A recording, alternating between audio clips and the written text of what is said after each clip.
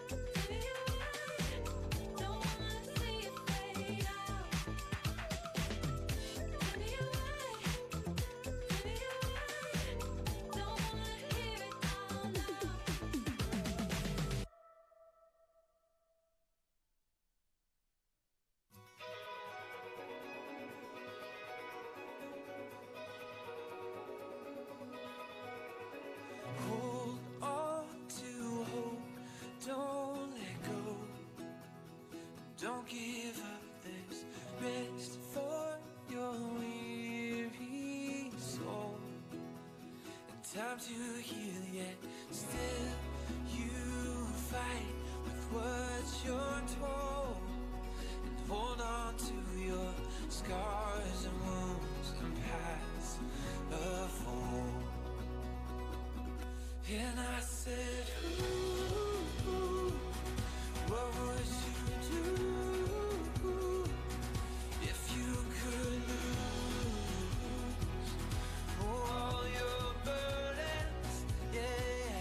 And I said, ooh, my words are few, but I love you. Those words, please hear them. Yeah.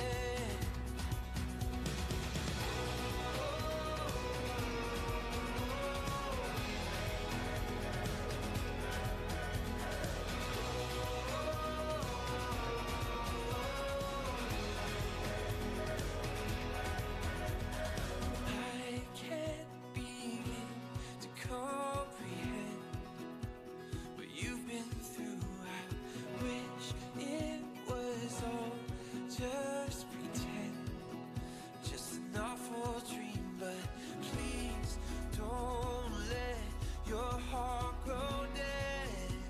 For God restores and brings hope and grace and truth and life. And I said, ooh, what would you do if you could lose all your burdens? Yeah. And I said, ooh, my words are few, but I love you. Those words, please hear them. Yeah.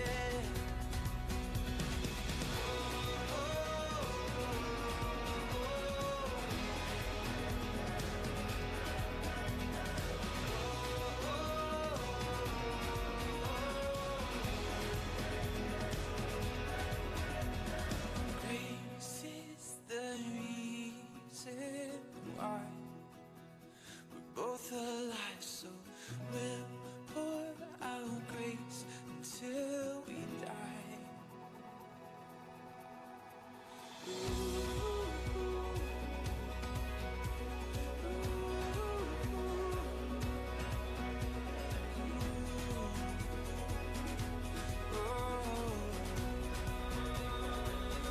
And I said, ooh, what would you do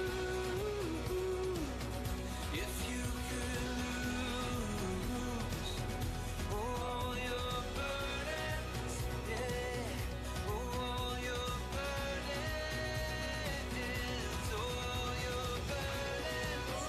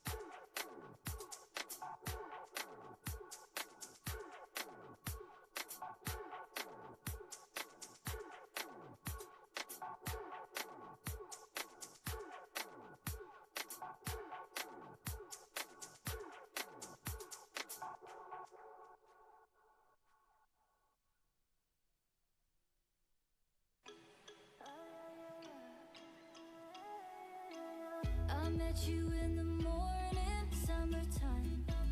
The skies were warm and golden, mid-July. I dove into the blue in your eyes. I'm holding on to you, yeah. All of the nights in my room were lonely, and all that I wanted was you to hold me. I lay here and talk to the moon. She told me I should never let you go. Close your eyes, stay the night. I keep falling by your side. Watch the tides hold me, darling. All that I wanted was you. I know that you're feeling it too. Close your eyes, stay the night. Hold me, darling.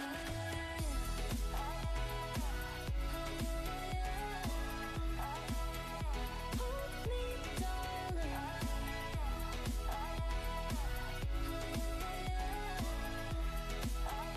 Hold me, darling. You took me to the ocean, 2 a.m. The air was cool and golden in the end. I'll hold on to the sweatshirt that you left. I'm holding on to you, yeah. All of the nights in my room were lonely, and all that I wanted was you to hold me. I lay here and talk to the moon. She told me I should never let you go. Close your eyes, stay the night. I keep falling by your side. Watch the tides hold me, darling. All that I wanted was you. I know that you're feeling it too. Close your eyes, stay the night. Hold me, darling.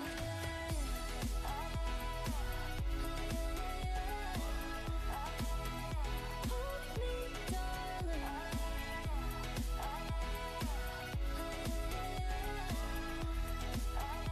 Hold me, darling. Close your eyes, stay the night. I keep falling by your side. Watch the tides hold me, darling. All that I wanted was you. I know that you're feeling it too. Close your eyes, stay the night. Hold me, darling.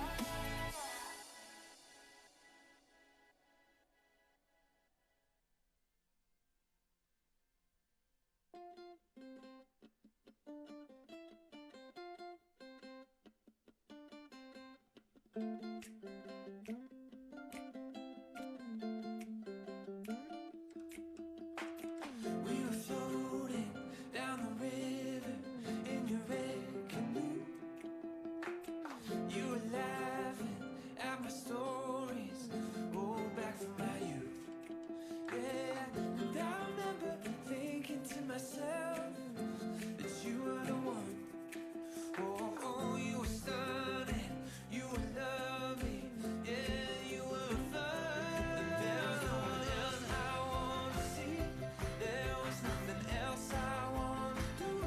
There was nowhere else I wanted to be than floating down that stream with you.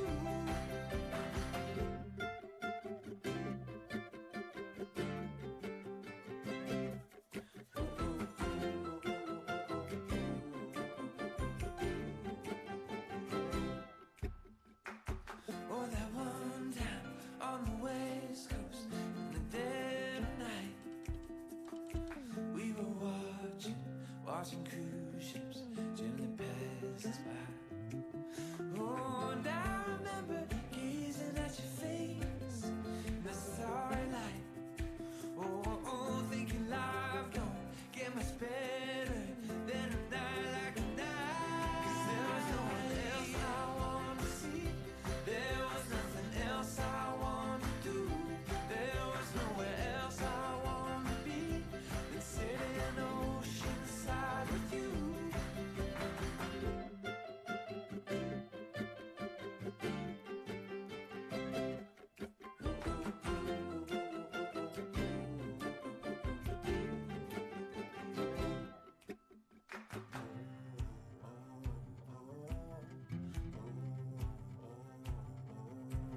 There's nothing, nowhere, no one. Yeah, there's nothing, nowhere, no one. Oh, there's nothing, nowhere, no one. Yeah, there's nothing.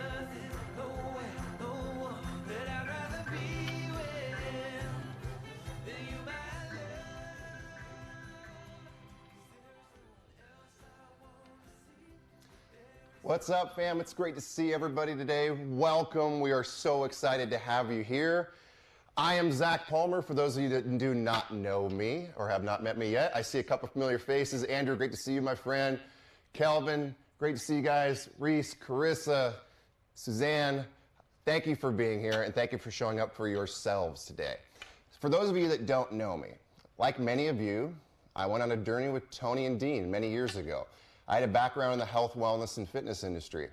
And I took a business that was a family business of 17 years that was over $800,000 of debt, that was only making about $300,000 in total revenue per year, not profits, revenue, and grew the business over 17 years by over 400%, eradicated the debt, and created an opportunity for my parents to retire because of the lessons that I learned from our fearless leaders, our mentors.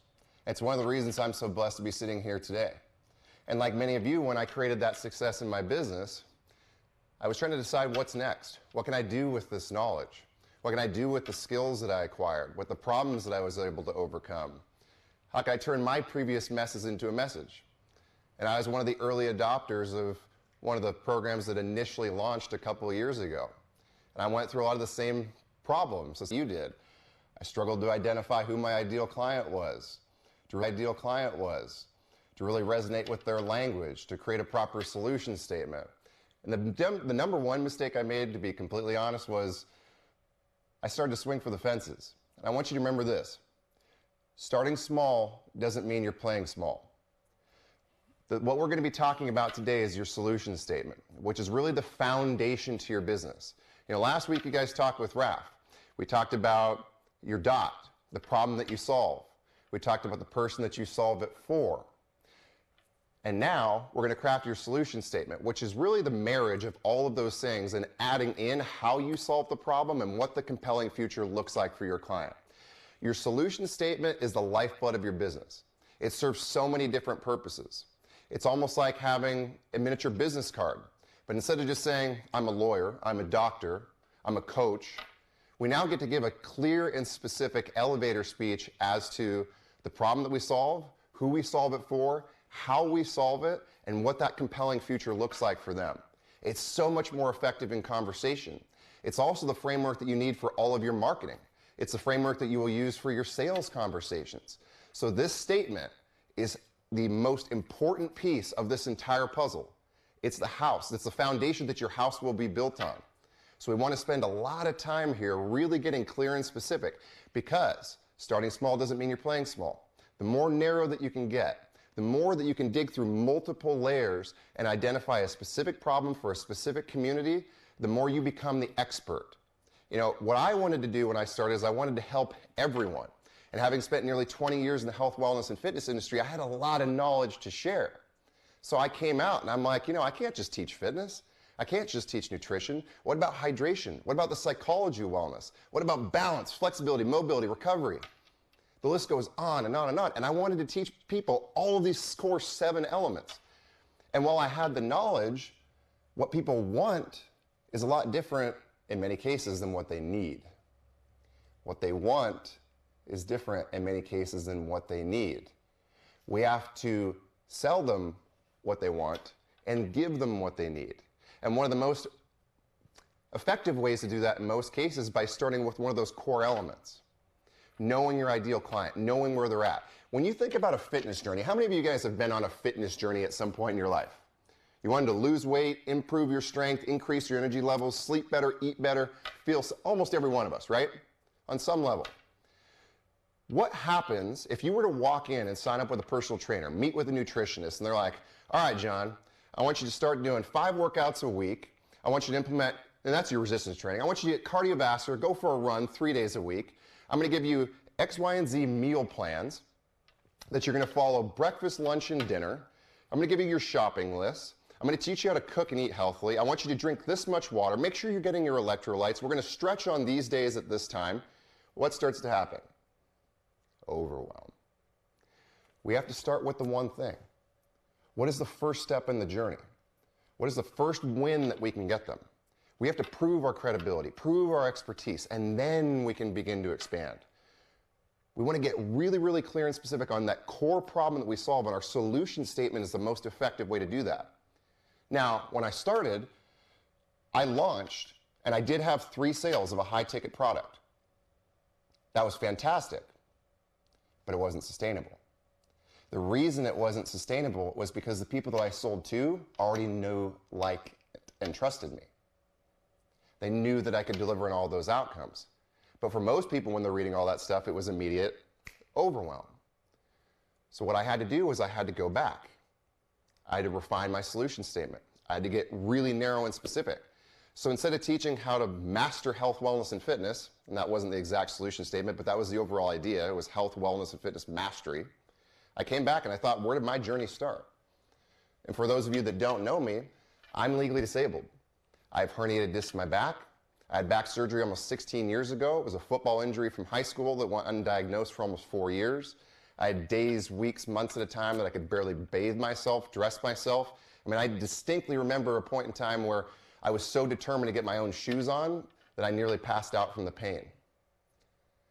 That moment, that pain, that problem was my catalyst. That was the beginning of my journey. That was the impetus behind me wanting to help other people. So that's where I decided to start. I started to focus on men that were in their 30s, that had kids, had a family, are now involved in a career. They're still struggling with low back pain on a daily basis from an old sports injury that still has never been corrected. I got to help them focus on how they can overcome that pain so they could start living their life joyfully again. So they're not worried about going to bed at night because they know how painful it's going to be to wake up the next morning. I got really clear and specific on the person and the problem that I solved. And all of a sudden, when I got narrow, my audience started to grow exponentially. And what those conversations allowed me to do, that starting point, that focal point, allowed me now to expand into the other areas of health, wellness, and fitness. Because once I had a captive audience, once I had established myself as the expert, I knew the most effective way to do it was to start stacking value. We get one win in one area. We eliminate the back pain. It's like, okay, this feels pretty good, right? What about what's next? How would you feel if you were a little bit stronger? If you had more energy? And I would start moving on with what was next and most important to that person. So starting small doesn't mean you're playing small. Get really, really clear and specific. Establish yourself as the expert on the one thing, and it will create the opportunity for you to expand into many things. Expert of one, master of one. So, what we talked about when we define your DOT. There's 4 ways to determine your DOT, the problem that you solve. It could be a mess to a message. It could be your skill and expertise. It could be something that you're extremely passionate about. Or it could be the reporter method. We've all heard Tony tell the story. How he got started before was following Jim Rohn. He went to conference after conference, then he joined Jim's team. He started learning, and he started teaching the same things that he learned from Jim Rohn. And then his knowledge base expanded, his toolkit expanded, his audience grew, and then he got to expand his teachings, his learnings across contexts. Starting small doesn't mean you're playing small. Then he transitioned to NLP. He would start focusing on people with phobias. That was his first real claim to fame. Wonder Boy, as some of you may remember. Starting small doesn't mean you're playing small. Find that one problem that you solve for the ideal client and help them solve it in their language. So that's the DOT. We have the problem. Then, and just to clarify again, what is the problem, the pain that you are most passionate about solving? What could it be? What is the category? What is the niche? What is the topic that you want to work on? What do you have skills, knowledge, or expertise in? If you only had 5 minutes to share one lesson, one piece of knowledge with your younger self from 10 years ago, what would you share? It all depends on what frame you're coming from. A mess to a message, a problem that you experienced that you overcame and you're teaching people how to do the same thing, skills or expertise that you've developed over a lifetime, over a career, or through overcoming one of those specific problems, something that you're extremely passionate about, or something that you're reporting on as you're learning from others. Regardless of that starting point, we need to focus on the problem. Then we need to find the ideal person, the who you are going to solve that for. If you had to choose, who would you really want to work with? And this is a really important question. Be mindful of who needs your help, but also who you enjoy working with. Are any of you in sales? Do any of you have clients that you work with on a one-to-one or one-to-many basis presently? Any of you that have worked with others as a coach, as a mentor, in a leadership role, as a manager, I'm sure you would agree that there's a good number of people that you loved working with, and there was also those people that you didn't enjoy working with. When we're clarifying the who, it's equally as important to determine who you want to work with and who also isn't a good fit for you or your program and what you won't tolerate and who's going to suck more energy out of your life and your business than who's going to contribute to it. Not every client is a good client. So we want to get clear and specific on the person that we want to attract so that we can help them solve their problem. What is their age? What is their gender? Are they married? Are they single? What stage of life are they in? And by stage of life, I typically think in terms of decades, because I'm sure you'd agree. The person you were in your 20s is a very different person than you were in your 30s. The person you are in your 30s is a very different person you were in your 40s. We have new lessons, new distinctions, new beliefs, new experiences. That's the reason it's so important to get specific on age, because the language that you use to connect with that person is going to be different when you're speaking to somebody in their 20s versus their 30s versus their 40s versus their 50s and so on. The language that they use is going to be different. Remember this, in order to influence anyone effectively, we must already know what influences them. We must already know what influences them. So that's why we need to know their age, their gender, potentially their education, their experience level, their income, their family life. Are they married? Do they have kids? How many kids do they have? The relationship status, and again, stage of life. So digging a little deeper, where do they hang out? Who do they hang out with? What do they read? Why do they choose to read those things? What kind of car do they drive? Why do they choose that particular car? Do they own pets? What kind? Why do they choose the turtle over the dog? What are their hobbies and passions? What are their greatest fears? What keeps them lying awake at night? Who do they want? What's their ideal outcome after a year of working with you? Now, two of the best ways that I like to identify the who is I will either think of a past client that I've worked with, which was an absolutely outstanding client that I loved, that I would love to spend all day, every day with. I'll think about the person that I want to avoid, the ones that I don't enjoy. Or we can think about ourselves. Where were we at that point in time? What was the language that I used to describe my present situation? When I was lying awake in bed at night when I couldn't sleep because I was so distraught about the problems, the challenges that I was experiencing, what was I thinking? What were the things that I said to myself? What was I earning? Where did I live? What kind of car did I drive? What stage of life was I in? All of those things will impact the language that you use in order to connect with your ideal client. So we want to get this solution statement down pat. So what the solution statement is, again, it's a foundation to your business. It's really a marriage of these four components. It's the problem that you solve, your dot, who you solve it for, your ideal client, how you solve it, which is your proprietary process, your program, your solution. And don't worry, if you don't have a proprietary process yet, you can just say, I solve it in 3 easy steps.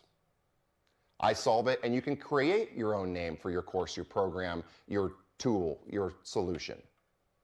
So there's the how, and then there's the compelling future. And the compelling future can be one of two things as it pertains to your solution statement. Now, I want to be really clear. This is just in reference to your solution statement. When we dive into marketing and other stuff later on, that's where we'll start to talk in more detail about both sides of this coin. But for the purpose of writing your solution statement, the compelling outcome, the compelling future, is either going to be in a positive frame, the thing that they want to attract, the thing that they want to move towards, or it's going to be a negative. It's going to be the pain that they want to move away from. So, we want to reconnect. What are ideal clients? What are their likes? What are their dislikes? What do they want? What is the future that they want to create? What is the light at the end of the tunnel? The pot of gold at the end of the rainbow? What does that look like for your client? That's the end point. We have to clarify the outcome. And then, equally as important, where are they right now? We just talked about all those different stages. What are they experiencing?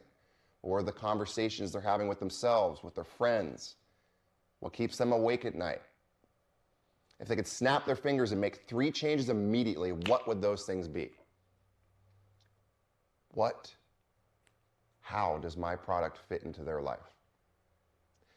Here's the formula for creating your solution statement. I help blank. This is your ideal client. I help, and then we fill in who your ideal client is. To, or do. This is the problem that we solve. Through, and then this is your proprietary process, your how. Without, and this would be the thing that they want to avoid, or with, the thing that they want to create. Now, here's the most important thing. I want you guys to write this down. There's 4 filters that if you have all of these 4 components in your solution statement, you have a complete solution statement. If you have these 4 elements in it, you are going to be 90% ahead of other people, because most people are missing one of these core elements. So as long as you can ask yourself, after you write out the solution statement, does it include these 4 things? I can promise you, you're going to be ahead of most people. 9 out of 10. You will have, at the very least, not an okay, not a good, but a great solution statement. From there, we can refine it and we'll make it outstanding. Now, the other thing that I want to reinforce before I give you guys these 4 questions, you will feel and experience a lot of doubt around your solution statement. You'll start to question your dot. Am I solving the right problem? Am I solving it for the right person? A lot of these things will evolve over time. You're not married to it, but we do need to stick with it. I want you to pick the one that you're going to build your foundation on and commit to sticking with that one thing before you even consider moving on to something else. This is the perpetual student syndrome. We'll get 95% of the way there. We'll get down to the 5-yard line, and all of a sudden it comes down to where push comes to shove. People start to get fearful, and they start to question themselves. And they're like, oh no, I need to go create something else. We're going to push through that step because you're going to learn more through that process, and that's where you're actually going to create the initial success. So I want that commitment from all y'all. You with me there? You guys feel it? We're going to commit to the one. You'll have the opportunity to create more programs. You'll have the opportunity to solve more problems. You'll have the opportunity to help more people. Starting small doesn't mean you're playing small. Focusing on one person is going to help more people. And equally as important, it's going to help you to learn. It's going to help you to evolve, to refine your process, your system, your course, your coaching program. Remember, it's an evolution. Nobody gets it right out of the gate. Every single day it gets better. It's the same thing here. We're constantly meeting. We're constantly refining. What can we do better? We're receiving client and customer feedback. We're taking feedback from the coaches. We're constantly enhancing the student experience, figuring out how we can simplify the process and ensure that we create the most systematic strategy to get you from where you are to where you want to go. And remember, Rome wasn't built in a day. Rome wasn't built in a day. It takes time. But as long as you're committed to those outcomes and the people that you want to serve, you will experience the success that you desire. So be patient. Trust the process. It's progress, not perfection. So those 4 questions. 4 filter questions to validate your solution statement. As long as it includes these 4 things, you've got not a good, not an okay, but a great solution statement. And you're going to be ahead of the majority of people. As long as it includes the problem that you solve, who you solve it for, how you solve it, and either the compelling outcome or the pain that they want to avoid, you have a comprehensive solution statement that will speak to most people, or more appropriately, the ideal person. So again, those 4 pieces, as long as you have the problem that you solve, who you solve it for, how you solve it, and the compelling outcome or the pain that they want to avoid, you have a comprehensive solution statement. Now here's a pro tip. Write this down too. Avoid excessive use of adjectives and adverbs. Avoid excessive use of adjectives and adverbs. Many people, and trust me, I was one of those people. I love language. I've also learned to practice the art of brevity. I think it was Churchill. If I had more time, I would have written a shorter letter. That is extremely important. When we're writing these solution statements, a lot of people will want to interject a lot of additional adjectives and adverbs. They're like, okay, I want to help somebody live pain-free. I mean, that's not going to be the best example. Somebody think of something that's going to be like, okay, I want you to be, say they're teaching a course on health and wellness and weight loss. And they're like, you're going to be energetic, you're going to be happy, you're going to be powerful, you're going to be confident, you're going to be, and they just keep going through this massive list of adjectives and adverbs. Pick the one, maybe the 2. Ideally, the one that encapsulates all of those things as you're crafting the solution statement. So let me give you guys a couple examples. Here's an ineffective solution statement. I help men who are frustrated with low back pain. I help men that are frustrated with low back pain. Versus, I help men in their 30s who suffer from chronic low back pain to live pain-free and enjoy their life again through my proprietary X, Y, and Z process without spending countless hours in a PT clinic. So let's break that down systematically. I help men in their 30s. There's your there's your ideal client, who suffer from chronic low back pain to live pain-free. There's the problem that you solve and enjoy their life again with my X, Y, and Z program, the how, without spending countless hours in a PT clinic. The pain they want to avoid. Now, in certain cases, you'll see a little bit of overlap. Some of these things, like some of these questions will be answered twice, and that's great. It's really, really simple. It's concise. So here's another example from a wealth standpoint. Ineffective. I help business owners make financial decisions. Superficially, that sounds great, but it's really, really broad. And this is why it's so important to get clear and specific on the dot, the problem that you solve, and who you solve it for. Because when I make a really broad and generalized statement like that, that's like, great, there's a lot of people that do that thing. But where you sound like the expert is when you say something like, I help young entrepreneurs in their first 3 to 5 years of business create a clear and simple financial dashboard to make smarter decisions through my X, Y, and Z process without wasting thousands on a CPA. Which sounds better? Which do you resonate more with? Which do you connect more with? Who are you most likely to sign up with? Number 2, the expert. It's great, I help business owners make better financial decisions. Fantastic. Now, I help young entrepreneurs in their first 3 to 5 years of business create a clear and simple financial dashboard to help make smarter decisions through X, Y, and Z proprietary process without wasting thousands on a CPA. Or the alternative could be, because like I said, without wasting thousands on a CPA, that might be the pain that they want to avoid.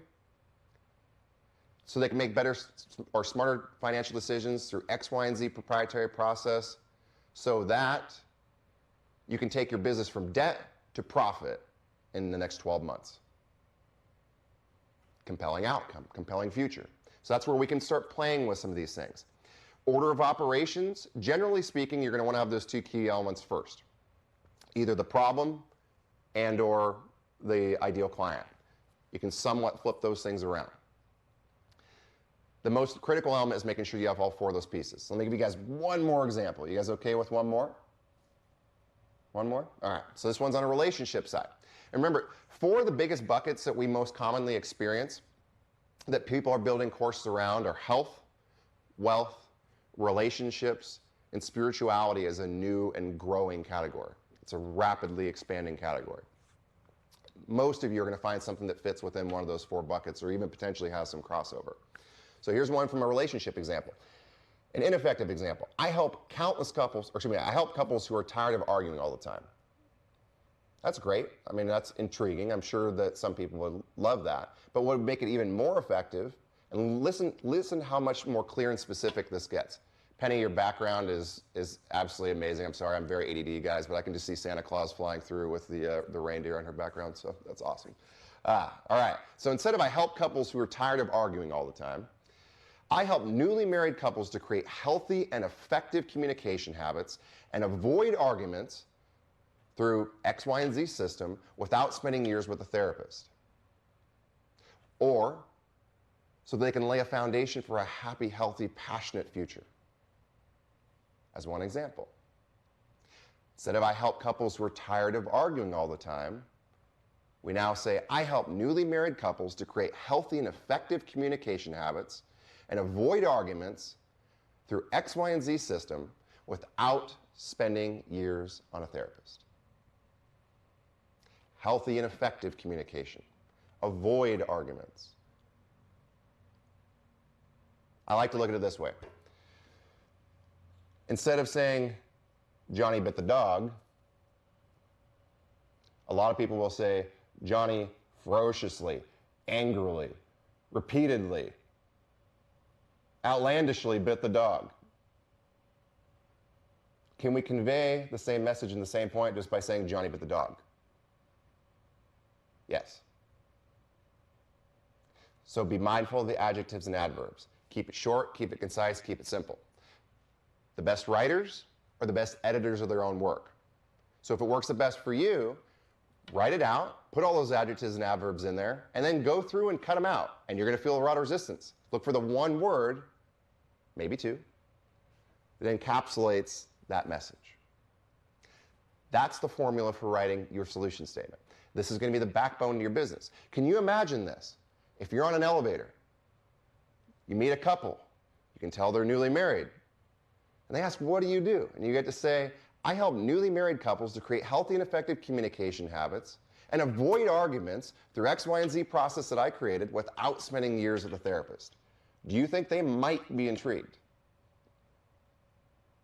Instead of just saying, I'm a coach. I'm a relationship coach for newly married couples.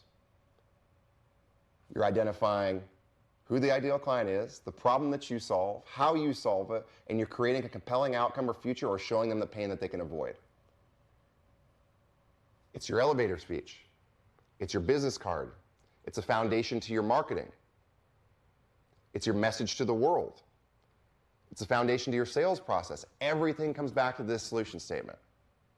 So that's the biggest thing that I want you guys to focus on right now, is I help blank, who is your ideal client, do or to blank, what is the problem that you solve or help them overcome, through what is your proprietary process, what is the how, and again, it could be through 3 simple steps. If you haven't named it, it could be a name that you create.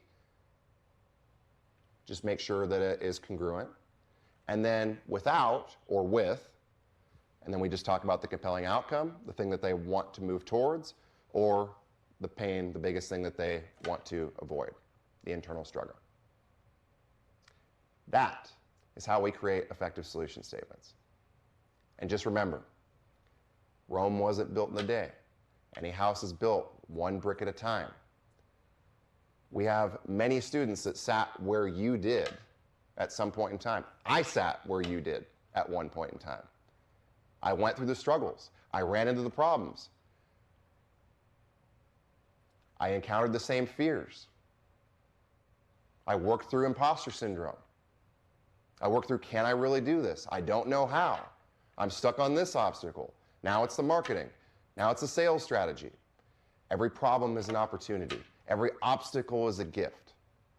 Remind yourself of that at a constant. And remember that we're here to support you. We've got incredible people that are launching courses on mastermind.com right now that are selling.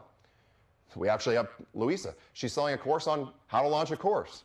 We've got Lucy Liu, elevating her brand, how to elevate your brand. Peter Faber, changing your life with juice blending. Christina, Bring Your Style Bootcamp. Wendy Yachting, Ultimate Vision Board Challenge. It does not matter the context. I have coached people from any walk of life at any age with some of the most bizarre out there courses and programs from what I would have traditionally expected. I'm not insulting them by any stretch of the imagination. It was amazing to see what some people have come up with and put together. Any problem is an opportunity. Any mess can become a message. Any skill can be taught to save other people time. We're condensing decades into days. We're simplifying the experience. We're inviting them into your world. We're helping create new security, new income for you while you change lives. It's impact and income. Let's have both. That's our invitation to you. So without further ado, thank you for allowing me to be your instructor for the day. You've been a lovely audience. I'm so happy to be here with you. I look forward to the next time I get to see you here and work with you potentially in the future.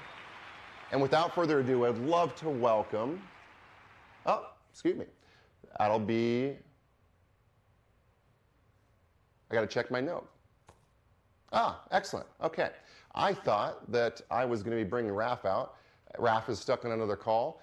And actually, I've given you guys everything that you need in order to be able to move forward anyway. He was just gonna come in and pump you up a little bit. Hopefully, I did a fair enough job. So I just want to thank you guys for showing up for yourselves today. Make sure that when you go home, you practice, you take the opportunity to write this out, write several different drafts, and extract pieces from each one that you like and merge them together. And once you get it created, I'd love to see you guys go in the Facebook group. Post what you've put together. Support, encourage each other. Take it through the 4 filter questions.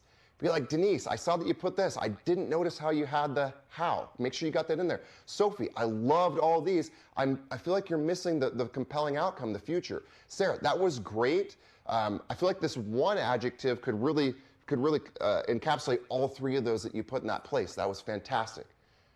Nobody does it alone. We all do this together. We're here for you. We're here with you.